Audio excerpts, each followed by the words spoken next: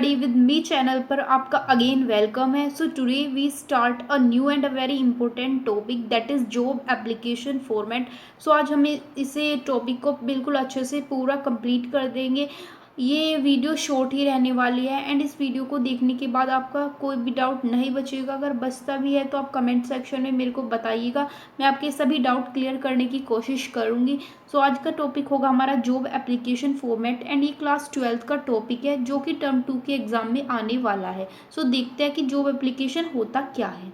सबसे पहले आपको फॉर्मेट पता होने से पहले ये पता होना चाहिए कि what is job application. Job application होता क्या है, किस सिचुएशन में हमें जॉब एप्लीकेशन लिखनी होती है। सपोज़ आप एक न्यूज़पेपर पढ़ रहे हो, उसमें आपको एक जॉब दिखी जो कि आपको बहुत ज़्यादा पसंद आ रही है, उसके लिए आप कंप्लीटली एलिजिबल हो, उसके लिए जो भी इंपॉर्टेंट डॉक्यूमेंट्स चाहिए वो भी आपके पास है। सो आप उसके लिए अप्लाई करना चाहोगे।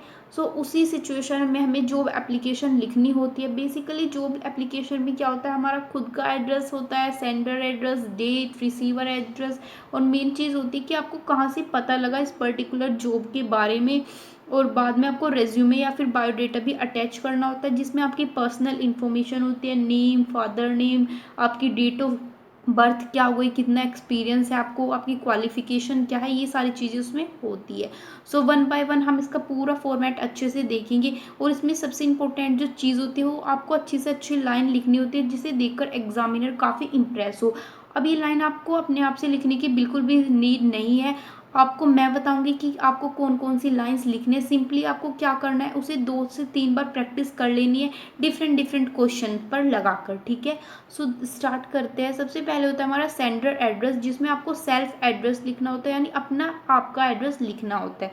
इसके बाद आपको डेट मेंशन करनी होती है। नेक्स्ट होता है रिसीवर एड्रेस, अब आप किसे भेज रहे हो ये लेटर, उसका एड्रेस यहाँ पे आएगा।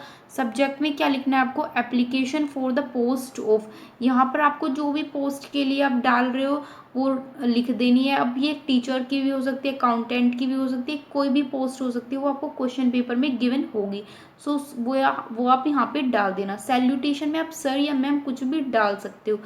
अब जो इम्पोर्टेंट लाइन आपको लिखनी है वो है ये, in response to your advertisement in Hindustan Times. यहाँ पे मैंने हिंदुस्तान टाइम्स ऐसे ही डाल दिया।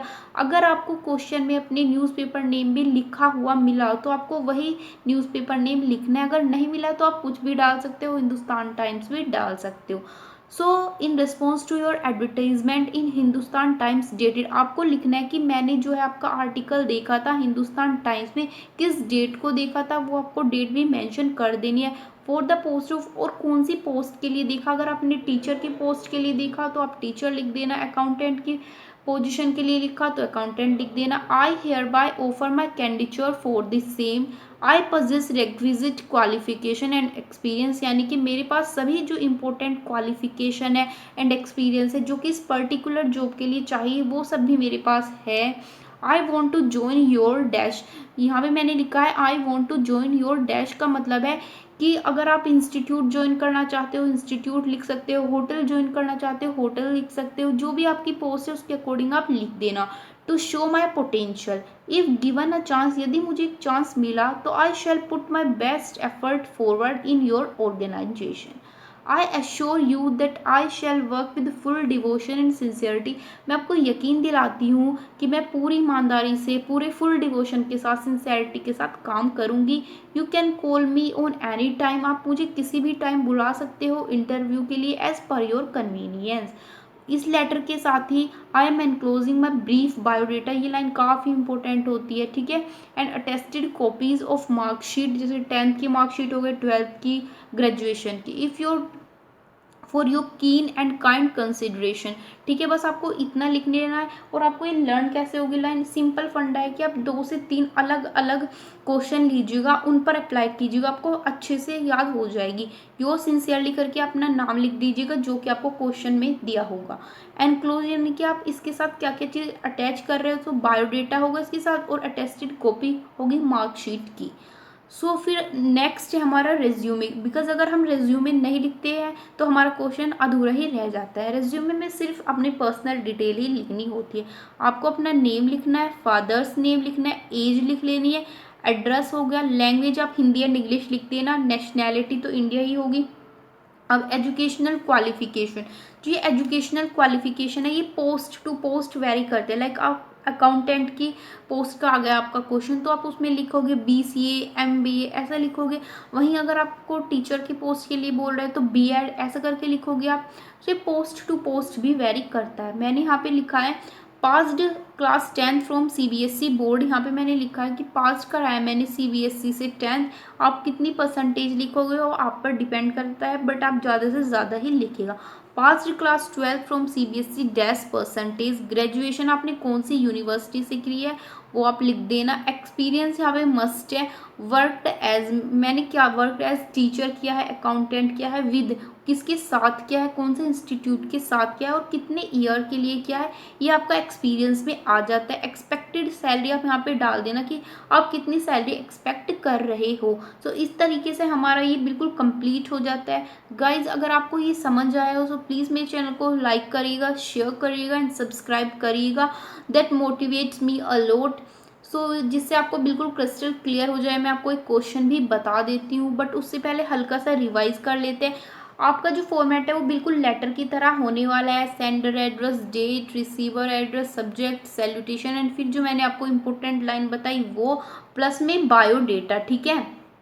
इस और अगर आपको लेटर या फिर आर्टिकल, पोस्टर, एडवर्टाइजमेंट में भी कोई प्रॉब्लम होती है सो वो भी मैंने अपने चैनल पर अच्छे से पढ़ा है, आप देख सकते हैं।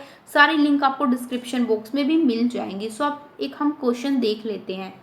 You are Arun Aarti of 14 Model Town Delhi. ये आपको सेंडर एड्रेस दे दिया है। You have seen an advertisement in the Hindu, आपको न्यूज़पेपर नेम भी दे दिया है। For the post of chief chef, आपको पोस्ट भी दे दिया है 5 स्टार होटल में। अप्लाई करना है आपको जॉब के लिए और आपको बायोडेटा भी इसमें डाल देना है और इसकी वर्ड लिमिट होती है 120 to 150 वर्ड। सो सबसे पहले आता है हमारा सेंटर एड्रेस 14 टाउन दिल्ली। ठीक है। फिर आती है हमारी डेट। हाँ मैंने डेट मेंशन कर दी। डेट के बाद आपको receiver address, the managing director. यहाँ पे क्योंकि रेडिसन होटल गुड़गांव ये मैंने अपने आप से लिख दिया क्योंकि कोई पर्टिकुलर रिसीवर एड्रेस इसमें नहीं दिया हुआ था। ठीक है। इसके बाद हमें क्या करना होता है, सब्जेक्ट डालना होता है application for the post of chief chef. ठीक है। इसके बाद सैल्यूटेशन सर एंड फिर वही इंपॉर्टेंट लाइन मैं आपको बता देती हूँ क्योंकि यहाँ पे पोस्ट हमको दी है चीफ शेफ की। सो यहाँ पे क्या क्या चीज़ें चेंज हो जाएंगी वो मैं आपको एक बार बता देती हूँ। सो यहाँ पे आएगा डेट, आप लिख देना जो भी आपको क्वेश्चन पेपर में दिया है उसके अकॉर्डिंग लिख देना। For the post of chief chef I want to join your hotel लिख देना आप। ठीक है।